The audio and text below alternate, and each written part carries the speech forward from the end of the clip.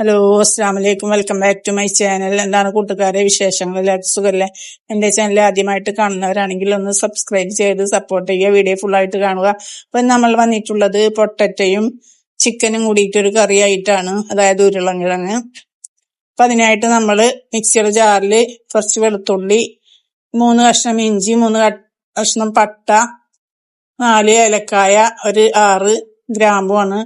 അതൊന്ന് മിക്സിയുടെ ജാറിൽ ഇട്ട് കൊടുത്തിട്ടൊന്ന് അടിച്ചെടുക്കുകയാണ്. പിന്നെ അതിലേക്ക് നമ്മൾ 1/2 ടീസ്പൂണ് പെരുംജീരകം, 1/2 ടീസ്പൂൺ നല്ല ജീരകമാണ് എടുത്തിട്ടുള്ളത്.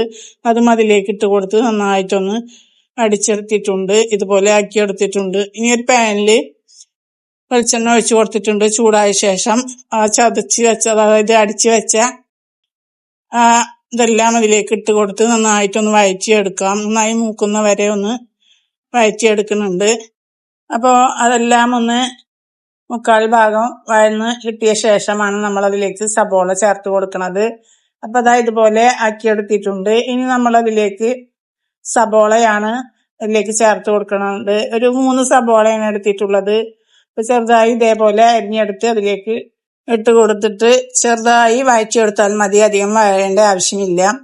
ഇനി നമ്മൾ ഒരു 3 തക്കാളിയാണ് അതും അതിലേക്ക് ഇട്ട് കൊടുത്തിട്ട് ഒന്ന് വഴറ്റിയെടുക്കുന്നുണ്ട്. അപ്പൊ അധികം ഒന്നും അതും വഴേണ്ട. പച്ചമുളക് 2 നീളത്തിൽ കട്ട് ചെയ്തിട്ട് അതും ഇട്ട് കൊടുത്തിട്ടുണ്ട്. ചെറുതായി തന്നെ വഴന്ന് കിട്ടിയാൽ മതി. ഇനി നമ്മൾ അതിലേക്ക് ചേർത്ത് കൊടുക്കുന്നത് പൊടികളാണ്. പൊടികള് മല്ലിപ്പൊടി, മുളകും പൊടി ഒക്കെയാണ്. അപ്പൊ ഇതാ 1 ടീസ്പൂൺ മുളകും പൊടി സാദാ, പിന്നെ കാശ്മീരി മുളകും പൊടി 2 ടീസ്പൂണ്, ഒരു 3 ടീസ്പൂൺ മല്ലിപ്പൊടി, പാകത്തിന് മഞ്ഞൾപ്പൊടി, പാകത്തിന് ഉപ്പും ചേർത്തിട്ട് അതിലേക്ക് ഇട്ട് കൊടുത്തിട്ടുണ്ട്. എന്നിട്ട് ചെറുതായി ഒന്ന് പച്ചമണം മാറിയാൽ മതി, അധികം ഒന്നും വഴേണ്ട ആവശ്യമില്ല. അപ്പൊ ദാ എന്റെ പച്ചമണം എല്ലാം മാറിയ ശേഷം നമ്മൾ അതിലേക്ക് കുറച്ച് മല്ലിച്ചപ്പും വേപ്പിന്റെ ഇലയാണ് ചേർത്ത് കൊടുത്തിട്ടുള്ളത്. എന്നിട്ട് പൊട്ടറ്റോ അതിലേക്ക് ഇട്ട് കൊടുത്തിട്ട് ഒന്ന് വഴറ്റിയെടുക്കാം. അപ്പൊ അതാ ചിക്കനാണ് എടുത്തിട്ടുള്ളത്. അതിൽ കഴുത്തിന്റെ പീസ് ഉണ്ട്, കാലിന്റെ പീസ്, അതുപോലെ കരള്, അങ്ങനെയുള്ള പീസുകളെല്ലാം എടുത്തിട്ടുള്ളത്. അപ്പൊ പൊട്ടറ്റോ ഇട്ടിട്ട് ഒന്ന് ചെറുതായിട്ടൊന്ന് എല്ലാം കൂടെ ഒന്ന് വഴറ്റിയെടുക്കുന്നുണ്ട്. അതിന് ശേഷം നമ്മള് കുക്കറിലാണ് നമ്മൾ വേവിച്ചെടുക്കുന്നത്.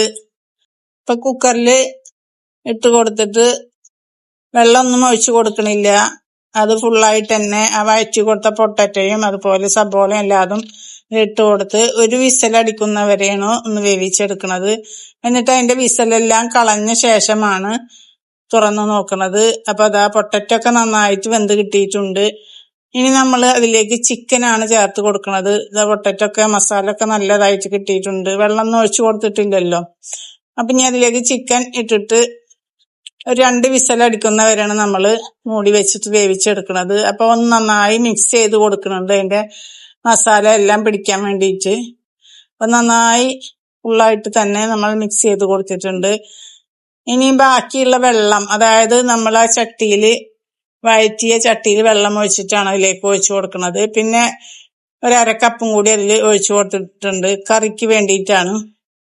അപ്പൊ അതും അതിലേക്ക് ഒഴിച്ച് നന്നായി മിക്സ് ചെയ്ത് കൊടുക്കുന്നുണ്ട്. മിക്സ് ചെയ്ത ശേഷമാണ് നമ്മൾ മൂടി വെച്ചിട്ട് 2 വിസല് വരുന്നവരെ വേവിച്ചെടുക്കുന്നത്.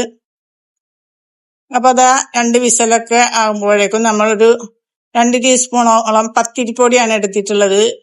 അപ്പൊ അതിലേക്ക് കുറച്ച് വെള്ളം ഒഴിച്ചിട്ടൊന്ന് മിക്സ് ചെയ്ത് കൊടുക്കുന്നുണ്ട്. മിക്സ് ചെയ്ത ശേഷം അതിലേക്ക് വീണ്ടും ഒരു സ്വല്പം കൂടെ വെള്ളം ഒഴിച്ചു കൊടുക്കുന്നുണ്ട്. നല്ല കട്ടിയായിട്ട് ഇരിക്കുന്നുണ്ട്, അപ്പൊ അതുകൊണ്ടാണ്.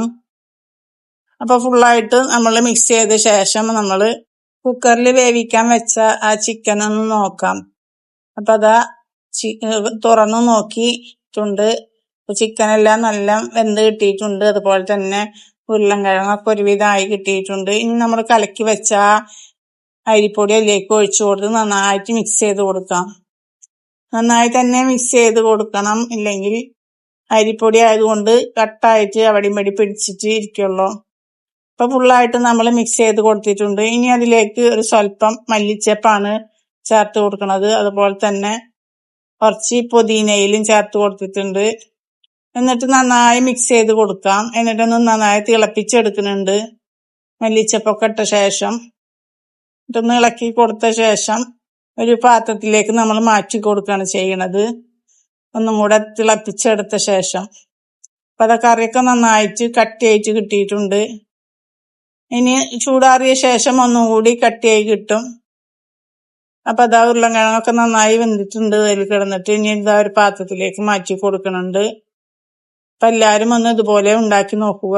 എന്റെ വീഡിയോ ഇഷ്ടപ്പെട്ടാൽ ലൈക്ക് ചെയ്യാനും ഷെയർ ചെയ്യാനും സബ്സ്ക്രൈബ് ചെയ്യാനും കമന്റ് ചെയ്യാനും മറക്കരുത്.